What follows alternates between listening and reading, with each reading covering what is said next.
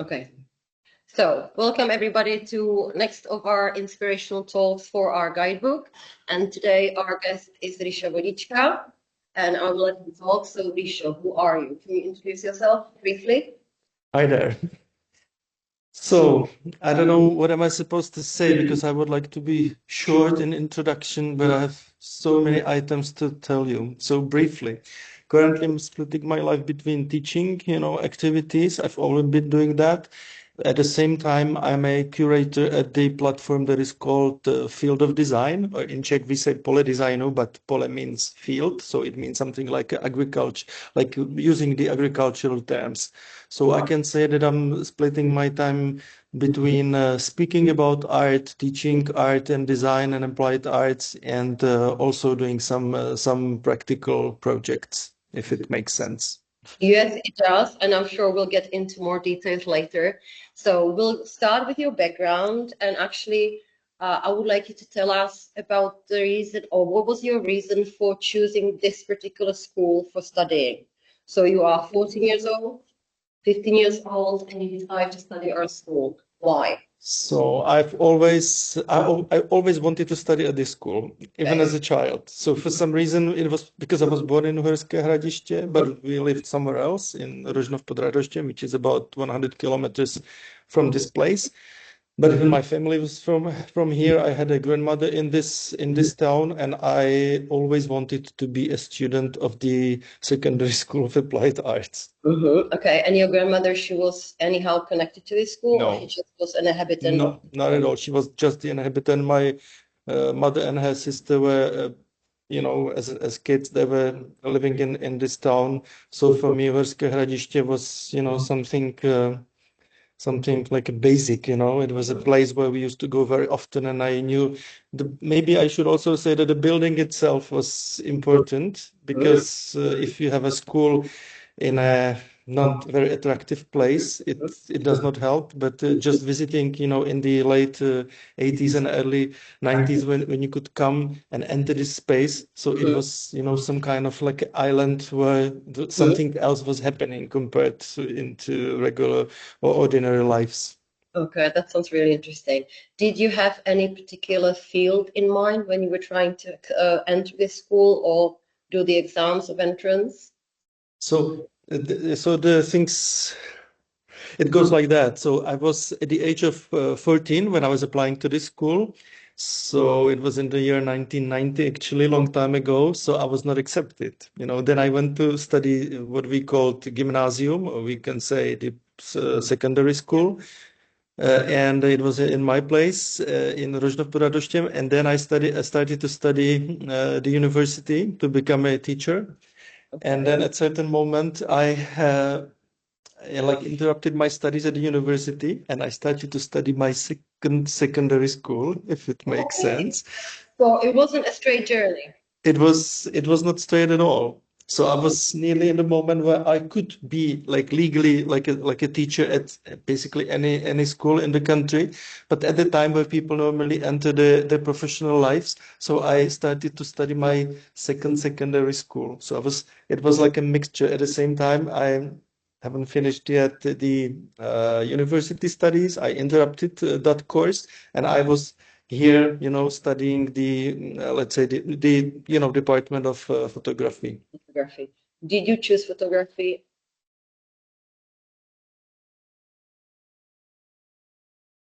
It always happens, so we'll not stop anything. So, was photography your first choice? Yeah, it was, something I really wanted to get like a deeper knowledge of it. I was a fan of that particular field of art, but I wanted to go somewhere on a daily basis, to go to the studio, to go to the dark room, and to develop, my skills and even thinking about that field thoroughly. Okay. And when you started to study, so you must have been a bit older than all these other students. I was a little bit older. I was like, I don't know, 20, 21, if I'm not mistaken, or 22. Do not remember exactly, but the thing was that at that time when I was studying here, it was quite normal. I had even older schoolmates in the same class, so it was quite common that you had students who already finished another secondary school and they wanted to get some practice and gain some skills. So it was quite normal. You cannot see it much on these days. Okay. And did you consider it as an advantage at the time that you were older, or that you had already had some experience from other schools, you were more mature? So frankly speaking, I don't know. It was to me it was quite okay to be here. I even didn't feel much difference between the students, of the regular age and us. It was somehow commingled, and maybe I don't know if I can use that word, but the creative atmosphere of the school basically like erased, the real age of that student. Okay. So you studied here for 4 years. Did your expectations change during your course of study? Actually, no. Since I had I had like a finished secondary education, I was studying only. I sort of started to study in the third year. So the director of the school told me that I normally would not have to pass the examinations from English, Czech language, and all kind of stuff. I was just the subjects that were connected with the department, with photography, and so that was it. So I didn't have to go, like to say, I don't know what is the name of the subject, like civics, or do you call it like Civic studies and theoretical classes. Yeah, but I used to go there because I wanted, because there was a lot of discussion. So I wanted to go. I wanted to go even to these classes, even I didn't have to, because I already passed the I don't know, A levels, or what we called maturitní zkouška in Czech. But I was just amazed to be again this student of the secondary school. So it was some kind of like a fascinating time for me, and I really felt that I'm developing in certain direction. Since I was studying the teachers training college, so we were doing a little bit of everything. And I wanted to go here to Herské Hradiště because I wanted to be focused just on one field, meaning photography. I was, of course, I know, modeling, I did painting, all kind of stuff. But I felt that I'm finishing, my university studies, but I wanted to have some deeper knowledge of one branch or of one field. Okay. And at the time when you were studying, did you already feel like you were trying to, or you were going to focus on that particular field, like in your life when you start to earn living?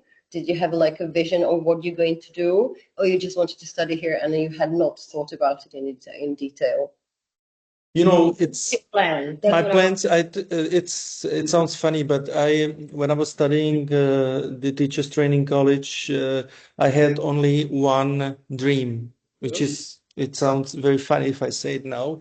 I felt like I would like to be a teacher at the secondary school of applied arts in Uherské Hradiště. That was your plan. Yeah. And I wanted to be here until, I felt like if I get that position, I would be here until, my retirement. That's really interesting. So what happened? But it happened, when I was finishing the university studies, and at the same time I was here as a student. It was so strange situation that the teacher of the history of art, he had to resign from this position and go and retire for more reasons. And the director of the school asked me if I would be able to get the position here, as a teacher. But it was exactly at the end of my studies at the university. So I was like a freshly graduated person with basically no teaching experience, but I was immediately given the chance to be teaching. It was the combination of English language and the history of art. I was exactly at the age of 24. 24. And did you accept it? Did you become teacher here? Yes. Okay. So what happened to your photography knowledge? Like, did you use it in your teaching, or did you just put it aside? Oh yeah, it's of course, since I became the full-time theoretician, however, I don't like that label. for many reasons, but that doesn't matter what. So of course, I was dealing with the photography, but it was like a, let's say, as a tool, some kind of supporting my teaching of art history, because you need to document a lot of things. And I can say that I partly resigns from the creative work, but for, we can say, limited time. This period of time. Okay. So then, if everything went according to your plan, you would have stayed here as a teacher forever, but something happened. So what changed the course of action? The course of action. Actually, I was teaching it for 4 years, but I was also, if I remember, I was also teaching, some basic course at the Department of Photography, like we call it like a preparatory course or something like that. But at certain point, there was a English teacher who came and told me about the existence of Fulbright exchange program for teachers of secondary schools. And I can say who's the person. It was Martina Dočekalová, who's still, staff at this school. And Martina told me it's not for me, because she was running even some kind of another business besides school, so she could not leave the country. But she said, you could be the person who would go to the United States for 1 year. And I accepted that opportunity, and I did this. I took part in this teacher exchange. And the teachers' exchange took place at a secondary school of general knowledge, or was it like a vet school? It was like that. They call it, but at the time, it's actually 20 years ago, but they call it total exchange, meaning there was a lady who came over from the United States, living in my place, having my teaching load here at. You like swapped completely. It was like a swap. So there was a lady being here, and I was living in her house in Maryland, having her teaching load at that school, which was like a general secondary school in Maryland. And that lasted for 12 months. Yeah. So what did you learn from that experience? I can teaching in general, about yourself. What was the biggest lesson of the whole experience? The biggest lesson was that I was not a big fan of the United States back then. I was kind of like a person full of criticism. You can imagine I was like 27 years old, so I thought that I understand everything, in the world, and my opinion is quite important. But then I realized, being there for those 11 or 12 months, that things work differently. And for me, it was quite fascinating that I was surrounded by by international team, of colleagues, and all the teachers in the United States, they had some kind of like international experience, teaching in Africa, teaching in Ukraine, teaching in Japan.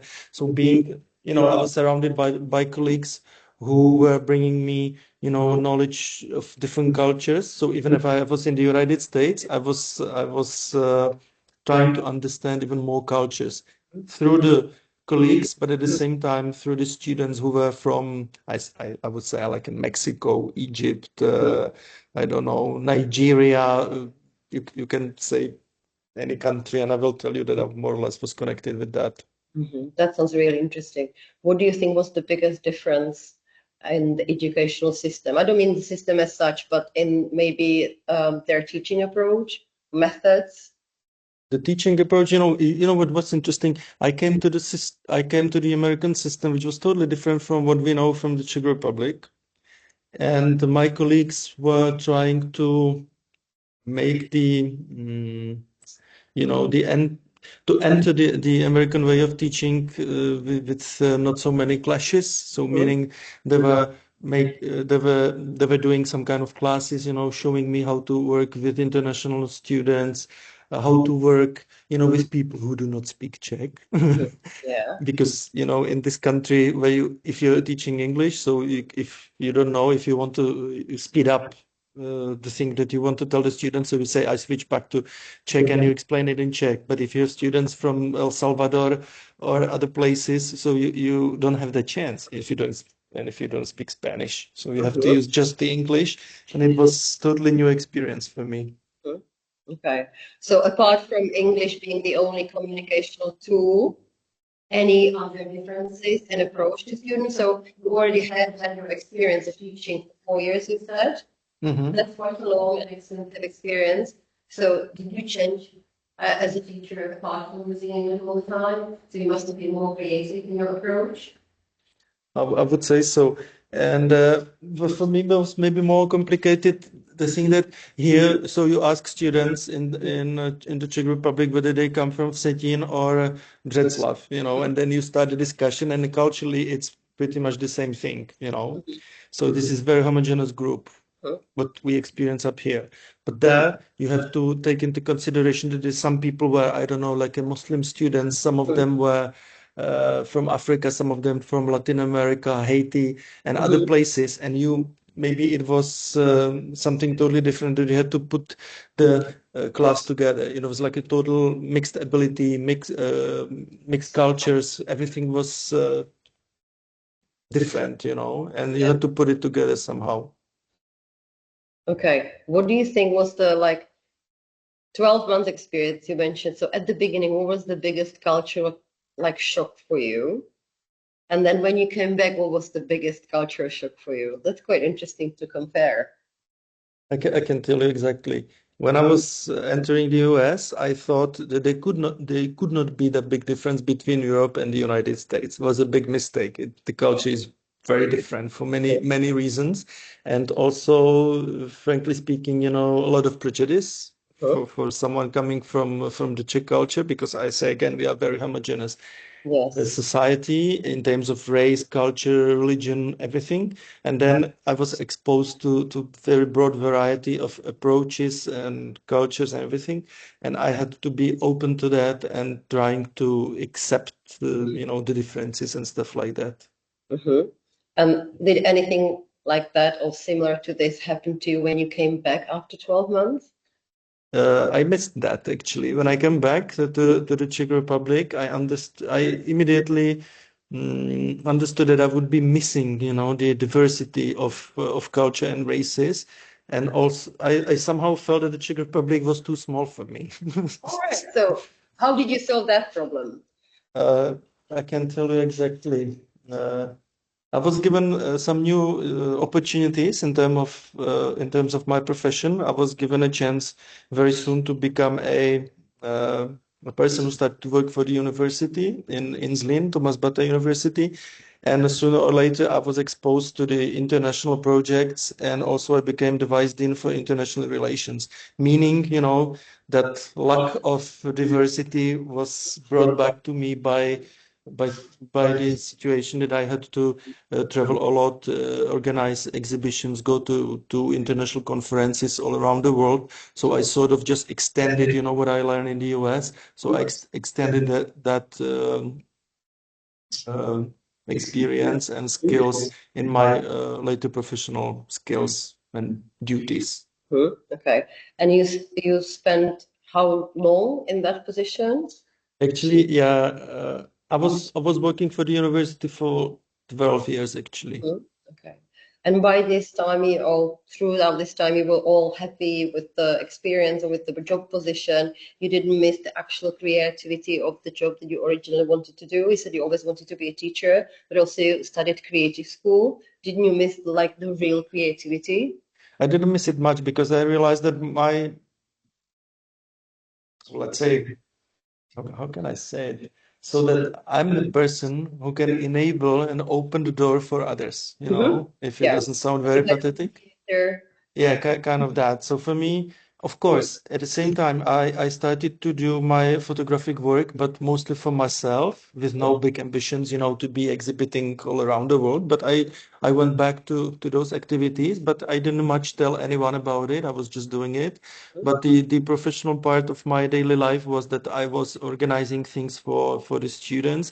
I was like an Erasmus coordinator. So I should not say I, because it was not only me, but even my colleagues. But we can say that the faculty, we were sending over 100 students abroad a year. So you can understand that I was basically talking to students and doing the interviews and trying to match, you know, the proper school or even the country, the continent, or to make it the best possible choice for the students to go over for one or sometimes even 2 semesters. Okay. And so 12 years of experience, and then you felt like you need change, or? To tell you the truth, I felt like I didn't want to be a person who knows only the school environment, which is okay. But at the same time, I was surrounded by a lot of people from companies, design studios and stuff like that. And I felt like I would like to have something like a hands-on experience on the real processes of companies. So then I was given the chance. I don't know, after 12 years working for the university, I was given a chance to become a member of team of a real company who design things, manufacture them, and sells them. And I was asked to become part of them. Okay. And you keep saying you were given the chance, but obviously you need to have a certain set of skills. And I think this would be really beneficial for our students to know what kind of skills do you think you need to be open in such a way that those opportunities come to you, because you're not given. You have to be ready for them. So what do you think would be the set of skills that are the most useful for students? What should they think about in terms of future jobs or future opportunities? I think if I see students right now here in Horské Hradiště, they sometimes say, I don't want to show my presentation. I can send it over to you and you can look at it, you can evaluate it, you can mark it, whatever I want. But they're a little bit like afraid to just stand up and say, this is my presentation. I have here 10 slides and I would like to tell you something interesting or important that I've discovered, and I will tell everyone what I want to say. So some kind of courage. So that this is something maybe what I'm not missing, but maybe when the students are given the opportunity, they do it. But maybe they're a little bit afraid to make the first step. And this is something that I really, and I think for me, I was kind of, when I was 14 or 15, I didn't like to speak publicly. I was really ashamed to come and speak in front of 10, 15 or 30 people. But when I was, and this is interesting, when I was traveling to the United States for the Fulbright exchange, at certain point, I was speaking in front of 500 people in a hotel, and these were like Fulbright exchange teachers from all over the world, even with families. And I had to present, the Czech Republic. Okay. In this language. I've never been exposed to such a situation, and somewhere, not far from Washington, D.C., and I had to say, you guys know what, we come from the Czech Republic and we are open and we are looking forward what's going to happen, in the upcoming year. So maybe scared, embarrassed.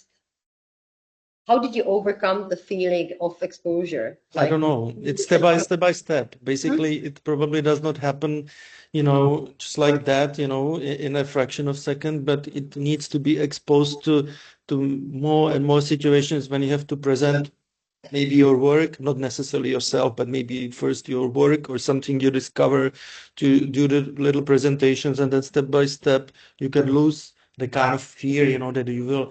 And this is maybe the problem of Czech schools, because we were always afraid of making mistake. Not only, but I was the generation that was taught to just shut up and listen. Yeah, that's probably the problem. Yeah, don't interrupt the class. Okay, nobody's interested. I have a very interesting experience. I know this is about your experience, but I will just kind of chip in a little bit. When I studied in England, I went to an English class or lecture, and in Czech Republic, people tend to, when they come to class, they tend to sit in the back. To sit in the back and try to disappear and don't disturb the teacher, and just kind of, if, then listen, nothing else. And then I came to this London class, and I was told, why do you sit in the back? You should take advantage of the teacher. He's here to teach you everything he can. You should sit in the back and ask all the possible questions that you can. And you will pick it up. Like if you're exposed to this kind of teaching, you will pick it up. So that's maybe not just our school, but the Czech attitude. Just be quiet and listen. So that is one of the skills, to be open and to be courageous, present your work. Anything else that you would speak as like a really important skill? Maybe if you put effort into something, and if it's not like 1 hour, 2 hours, but if you really work on a project, so then it's of course visible that there must be certain quality of it. And this is something that I learned with the university student projects. where we want to present our job or the projects in Milano at the Design Week. What does it mean? In April in Milano, this is the best output you can get from the globe. It goes to Milano, to Italy. And then, of course, when we went there for the first time, I was asking myself, oh my goodness, so such a young university, unexperienced students. I was also kind of a person who knew the place but was not there like at home. And I felt like let's see what happens. After the first experience, we went there again and again and again. And then suddenly I felt like we are there at home. And there were not so many Czech universities who did the same thing. So then I realized that even if we do not of course, our school was not from the capital city. Of course, we are not the United States or Japan. But at the same time, when you exhibited the students' work next to like really good, like a Dutch or English universities, then you suddenly realize that our stuff was also very good. And even those teachers and students and colleagues from the other universities and the visitors of the place, they were giving us a feedback, and it brought us, like a big boost and a lot of courage for new projects. And I have to say that on these days, if I go to Zlín, so they continue. My former colleagues, they continue exhibiting in Milano and other places, but I feel like we were the pathfinders, of the kind of presentations, but we directly went to the really best place. So we didn't start somewhere in the subway or somewhere. We were really like heading to the place where really only the best things are expected, and it just gives you a lot. Yeah, it pushes you to be even better, maybe. Yeah. If you see, that something is of very good quality, so then it pushes you to do something similar, and you learn even from others. It's not only about like believing in all that you are the best in the world, of course not, but you are doing your best what you can, but at the same time you're learning from what you see around yourself, and then this is something that brings you like more steps, and you develop. Okay, excellent. So we have 2 skills so far. Now let's go back a little bit to your beginning at these designers or design company. Can you tell me a little bit more about that? What kind of companies these were? What did they deal with? What did they create? So I was asked to become a head of the design studio. However, I'm not like the practicing designer, but and I was talking to the founder and the CEO of the company. Said, but I'm not the person who designs things. He said, I'm not asking you for that. We are doing it on certain level, but what I'm expecting from you is that you would be sort of like telling others about the qualities we have up here in the region. So basically people were asking me, what was the difference between the experience at the university and then in the private company? And I said, I was doing the same thing. So you were still educating the public, let's say. Sort of that. And maybe, of course, what I started to do was more like a PR, like a public relations activities. We were also doing, presentations in Milan and other places, attending conferences and stuff like that. I was in touch with other designers and architects. So I was kind of like a part of the community. So it was more like, we can say like a marketing and PR stuff, but it's very important. I think there's a lot of students of art who don't believe in this. And I have to say, if someone told me at the age of 20 that I would be doing that job, I would say, no, probably not. But then, say 20 years later, it became, my daily bread. And I realized that this is something I really like, to go somewhere and explain the qualities of the project, of the products that my colleagues were developing here in Bílovice, in the middle of nowhere, no offense. But No, it is in the middle of nowhere. but we can say that again. We are not part of the big city, but you can do, I think, this is just an example that you can do a very quality job here in the region. And if you do not know something, you can just develop. You can learn a lot of things. No one comes, as a ready person who knows everything. You have to accept what you can do, and then you have to develop and learn a lot of things. Okay, maybe this is the time. Can you show me like one of the products maybe that you were promoting, and how? Like, tell us very briefly, like, what would you do? Because I'm not familiar with this kind of a job. And it's really something that our students or students in general don't believe in yet, and you think it's really important. So can you maybe show me one particular product and what you would say to the public and explain more in detail why it's so important for the public to know this about this policy? What I do now, I just show the website of the company that shows the variety of things, So what I believe that is very, very important is this. So it means urban furniture, for public spaces, transport infrastructure. So it means like roofing of platforms, bus and coach stations, stuff like that. So a lot of people think about design, that it should be like a vase, or some kind of like a limited edition, glass set and stuff like that. But this company, the Egoé company, is different from. They believe, or I can say we believe, because I'm part of the group. I'm still part of that group.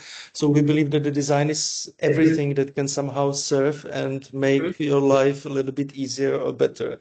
And it can be the enhancement and, if I can say, the quality. I will use one phrase. The developed, well-developed countries and places like, I don't know, the Netherlands, Switzerland, Scandinavia, if you just enter that country, even at the airport, you understand that the quality of the public space is very high, and it gives you the idea, how developed is the society. And we are doing something similar in here. Can I stop you just for a second? You say you understand how high the quality of living is there, but how do you know that? Subconsciously, even if you do not know, if you don't have the proper set of well, how can I say, the lingo, even if you do not know the words and you don't understand the right proportions and stuff like that, only if you're at the airport in Oslo, for instance, just to say something, like a real example, so you suddenly feel like, okay, this is wooden, you feel just that the environment is pleasant. I know this is totally this is a strange word, how can you measure, how something is pleasant, pleasantness does not exist as a like a scientific, you don't have units for pleasant place, but you know that once you're there, you know that. And if you're in a place which is not very pleasant, you know it immediately, you subconsciously know it. Okay, that's very interesting. So this company deals with just producing designs for public spaces only? Not only. So the public space is very important, and I would say a very big proportion of the portfolio. But we have also stuff like this is what I'm showing here is camper conversion kits. So it means you can have a van, or you can have a car, and you have a basically a box that you put into the car, and you make it like a camper. Oh, I see. So you don't have like an RV, which is normally like a recreational vehicle, like a car that is just like that's just like a one function, one purpose. But this is something you can have a regular car that you can make with that kind of conversion, or with that kind of kit. You can change it into a hotel on wheels. Okay. Just as an example. So you have this product and you go somewhere to public space, to other companies, to universities, and you promote these products. How do you do it? And why do you do it? Why do you think it's so important for public to know? Why isn't it enough just like, yes, this is a good space, like, as you say, pleasant, I don't need to think about it. Why should we think about it? Why should, and I will take myself as a member of public now, why should we know about it? Because every environment some kind of models you. If you live, it doesn't matter if you live in a big apartment or a small apartment, but I mean, again, I have to say, if you live in a pleasant space, so it makes you a different person, I would say, but it does not happen only in your apartment. It happens on the square. It happens on the even if you're waiting for a bus, somewhere in a bus shelter, it happens in a railway station, anywhere. So we believe that if you create a space that's got a certain value, I mean, like visually, aesthetically, and some kind, you feel that it's appropriate, meaning it's not too huge, too small, too something too fancy, too poor, if it's appropriate, whatever it is. So then it's making the better environment, and the better environment makes better societies. Okay, so it cultivates better. Cultivation would be the word. I will take advantage of these situations when we talk about designs and the cultivation of spaces. One of the big buzzwords today is sustainability. Does that play anything into account when you are designing things for public spaces? Obviously, you have to think of economic and ecological factors, but what does actually the word sustainability mean for you and those companies you work for? I think these days you basically cannot do the business without being somehow sustainable. However, I understand that this word is like overrated, and sometimes you can encounter something that is called like a greenwashing, that even activities that are labeled to be sustainable are somehow automatically sustainable, but it doesn't have to be true.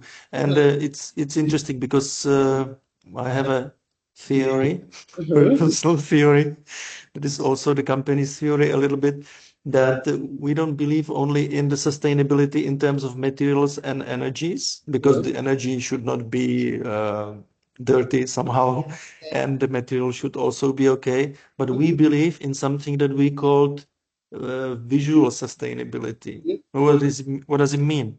Well, I don't know. Not so many people. If I say, then everybody understands, but it's probably a strange term, but I think it works. So try to imagine if you have something that is trendy in terms of shape, color, and maybe some patterns and stuff like that. It can get old very easily, and it means that you get a product. It doesn't matter whether we speak about skis, if we speak about a chair, if we speak about a railway station, and then after 5 years you say, oh my goodness, this is so old-fashioned. Or it was trendy maybe 5, 6, 7 years ago, but now it feels that it's old. I don't like it so much. And we believe, and I believe personally, in the timeless shapes and stuff like that. And this is the visual sustainability, because if you design products that can last and does not bother you with the shape, colors, and stuff like that, different patterns, so it's much better. You don't have to change them. So it's nice if you have a product that is okay even after 10, 15, 12, 20 years. And I say one sentence, that the company I work for, we are trying to bring to the market like a garden tables and furniture that you would like to give even to your kids. And the kids would not say, oh my goodness, mommy or daddy, this is so old fashioned. No, they say, I don't like it so much. It's sort of like a geometrical, let's say. It's not shouting in terms of shapes and colors, but it's rather something that does not show the contemporary trends, but it's like I said before, timeless stuff. And then there's a chance. I don't say that you have to be 100% successful, but there's a certain chance that if you use that kind of like a limited visual language, so if the product will not get old morally, aesthetically, and therefore it can last for decades. If of course, if you use the proper material, which does not deteriorate, and so on and so on and so forth. Okay, so you mentioned geometrical shapes mainly. Is there anything else that you concentrate on in terms of colors and materials? What also in this kind of timeless vision of using something for ages and doesn't getting old, what kind of materials and colors and other properties would you or do you tend to go for? It's if we go back to art history or the history of art and design, so we very often in the company speak about the Bauhaus approach in terms of looking for the shapes, and Ulm School of Design, what they call it, like a Hochschule für Gestaltung, was in German, but doesn't matter what. It's normally people know it as a Ulm School of Design in Germany in 1950s and 60s. And this is exactly the thing, that sometimes if you look at, even if you take a cell phone or the computer that was manufactured, say 5 years ago or 1 year ago. So even certain company in the United States somehow is working with the ideas of Ulm and Brown design from the 60s, 70s, and 80s, and we believe in that kind of in that kind of visual language, which is more geometrical, less decorative, and less shouting with, I don't know, like with over-decorated shapes and patterns. And talking of visuals, can you show me any examples of some products you worked on or some products that represent this kind of?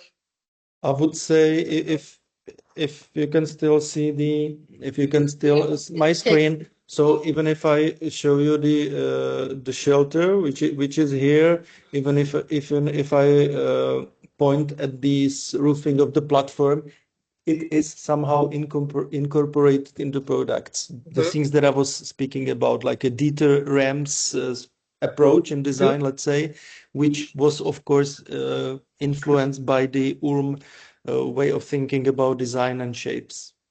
Okay.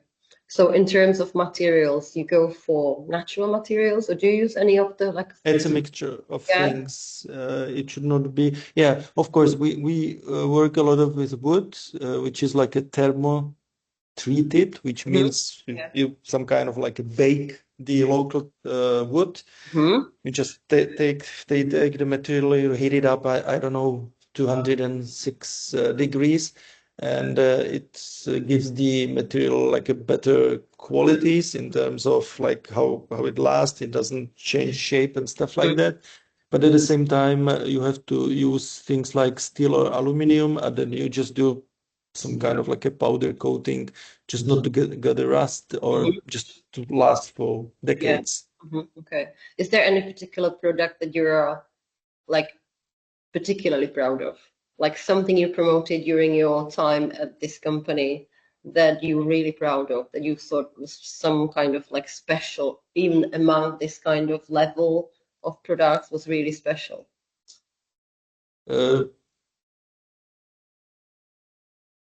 It's like if you ask a parent, like which of your children is the best one, you know. How many children you have? If you have one. No, All have it's a different- very difficult question. They all have different qualities, but you can choose, I don't know, a couple of maybe. You mean like generally, like Yeah. not from the production of the company, like generally in the world? Yeah. Oh my gosh, so A product that you think is really good. I will say something I would like to bring for the exhibition next year here in Czechia, and it would be Czechia, and it's Fiskars tools. Okay. You Because know, they're like sort the of gardening tools, black yeah. and orange, everybody knows it.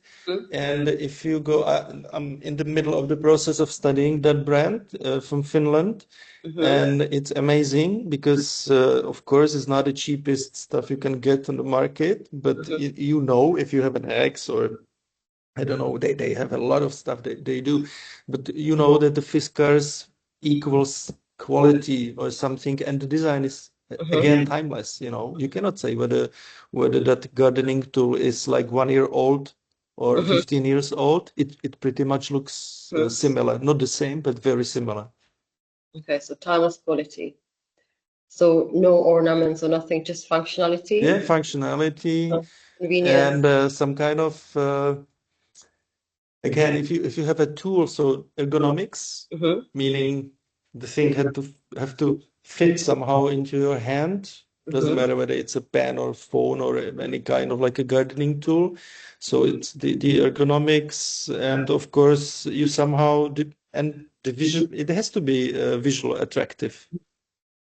But again, somehow in a in a appropriate way. And again, it doesn't exist the scale like 1 to 10. So it's of course subjective thing, you know, to evaluate a tool. But if you say Fiskars, so people normally know what is it all about.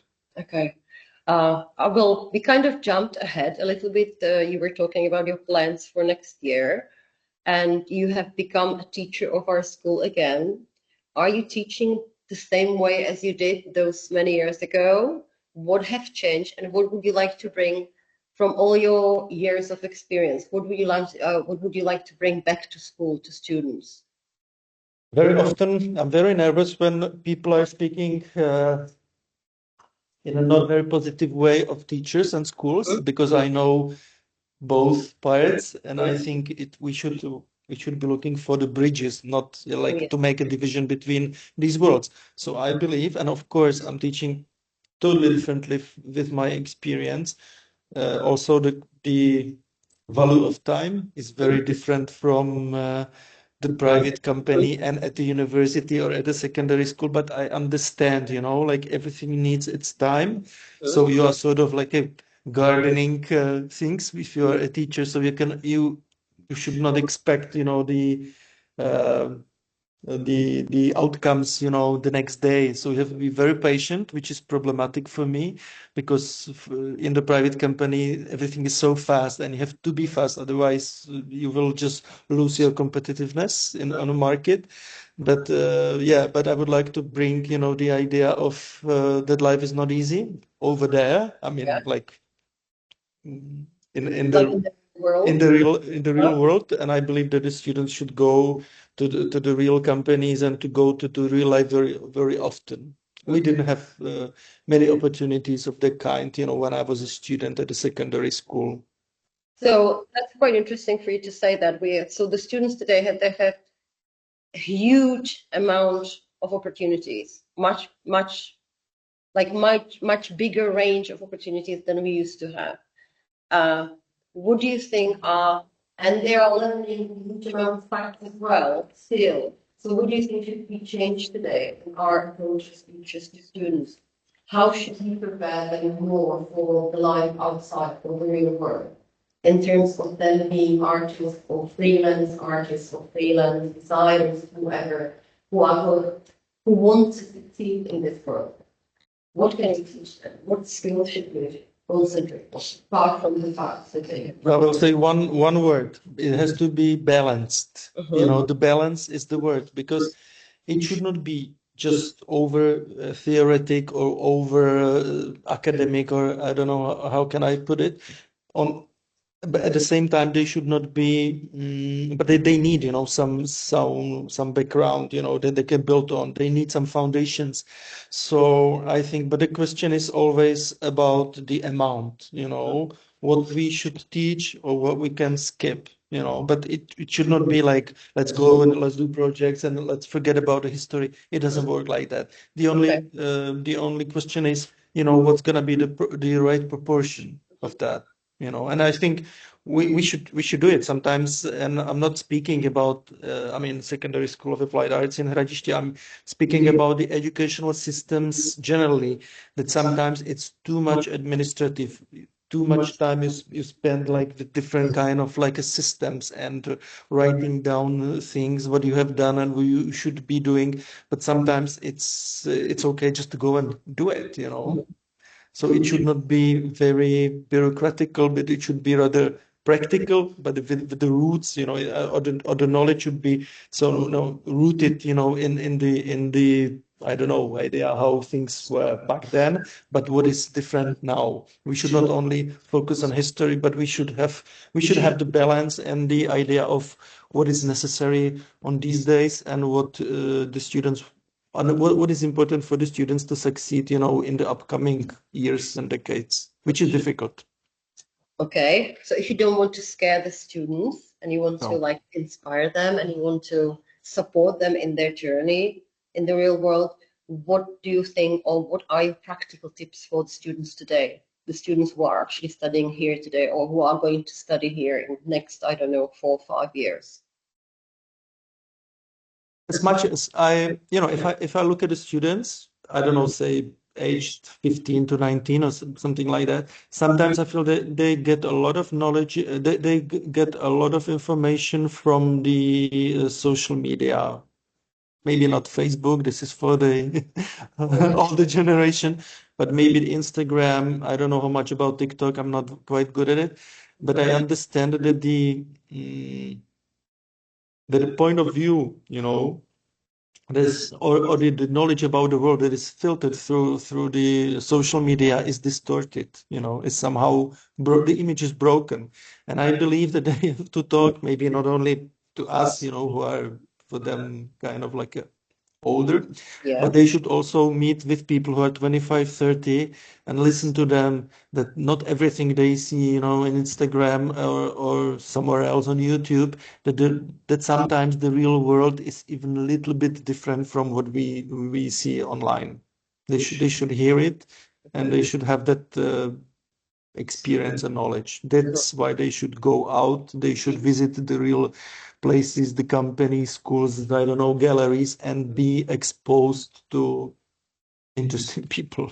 Okay, so definitely to engage more with real companies, real people.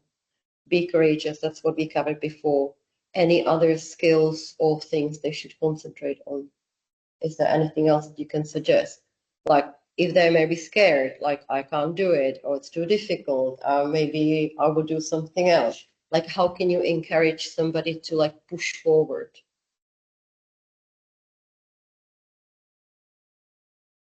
I think our generation might have been a little bit in a situation that we're a little bit like a babysitting even the teenagers. We should a little bit leave them. We should let them even do the mistakes. We should not be like just next to them and just be looking like each or controlling like each step they do. We should probably talk to them, discuss, but let them also do things on their own. This is my point of view or my perspective how we should work, and then to just go and discuss and have some kind of like a communication about the outcome. But I've been to what we call plein air, so it means like workshops that we do for the students usually in September, where they go outdoor for 5 days or something like that, when I could see the students drawing or painting in the nature, and then the evening discussions of over what they've done of the drawings and paintings. It was exactly the thing that we should do. I felt like this is it. Not only sitting in the school, but going somewhere else, trying to do the real stuff, and then the discussion. Okay. Yeah, I definitely agree. I think it's very beneficial. One of the last thing I'm going to ask you is now I will kind of jump a little bit ahead from the planner activities to like year for students. So year for students who are getting ready for their final year at school, they are getting ready for their final exams, but at the same time they're supposed to choose and prepare for their college experience. Do you have any tips like how to prepare for the exams, how to prepare the portfolio? Is there anything they should include? Because you have the rare experience of teachers who have access to the educational world, the academic one, and the real one of companies that actually have to do something and sell it. So are there any, not just tips, but how should they approach it? And also how should they choose their school? Actually, I think it's always good to go and see the place. This is the first thing.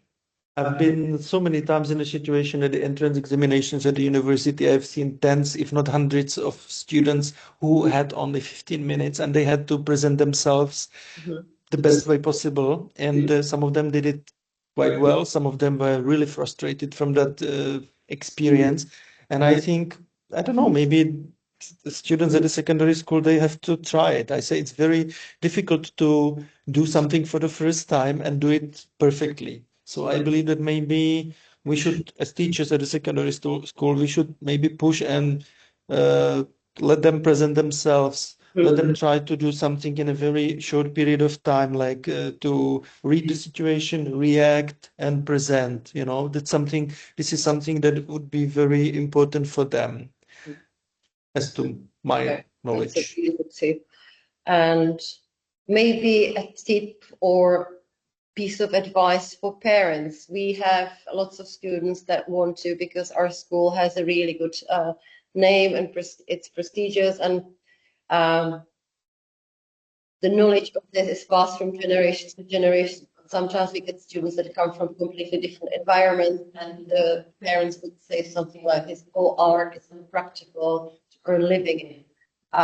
You will never get any money or any position. So what should we say to the parents? Like, is it really a good idea to study this school still today? Can you make or earn a living while doing art? If I look at the students who graduated from the university in Zlín, for instance, vast majority of them, they're in the field they have studied, especially if it's like, I don't know, like a web design, graphic design, but even, even different departments, animation as well. And it's amazing to see how the opportunities are coming. You cannot, if you're studying, let's say, like a graphic design, you cannot understand that maybe in 5 years there's going to be something what we call like a telephone application. It didn't exist when we were the students. So it means certain things are the same. So it means color, composition, UX, that kind of stuff. But we just see that there are like a new possibilities and new ways, where you can use these artistic skills, let's say. So I would not be afraid at all that people with these creative skills would not get job or something like that. They just have to be very careful and be observing what's on the market, and not only to be locked in the history, but to be somehow, with the fingers on the pulse, so to say. Okay. And I would just use one of the arguments of the parents that come here.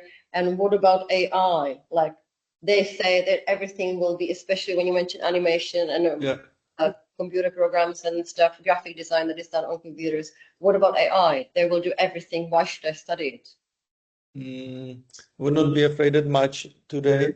I open up some kind of website where I could see that the image was generated by AI, and I can recognize it right away. So it means that the companies or even the institutions will not be using only AI. It will be something, like photography did not kill painting, like the cell phones and the possibility that you can just record video on cell phones. It didn't kill the feature films. You go still to the cinemas, and on Netflix you watch films. So I think it would not, even AI would probably not probably, I'm 100% sure that things will be a little bit different, but the creativity of a human of the mankind will not die from this new tool.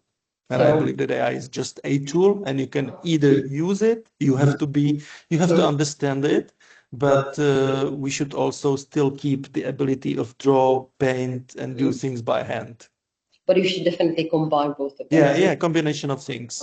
You should not somehow say that I'm not interested or something like that. You should be aware of the latest development, the technological development. At the same time, you have to somehow combine these two things, the computer and the abilities of a human being. It will never die, I guess.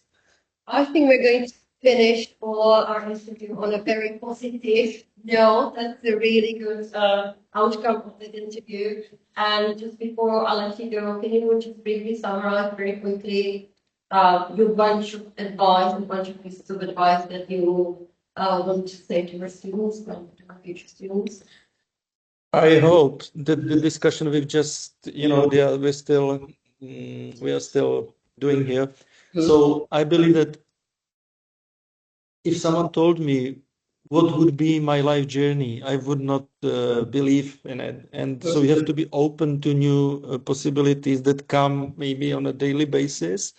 And it doesn't work the way like our parents, they were studying something and they were working for one company for 20 or 30 years. So things are changing, very often, but you have to be ready for that change.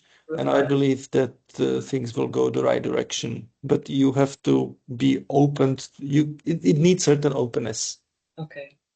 Excellent ending. Thank you very, very much for your interview, and enjoy the rest of your day. Okay, thanks a lot.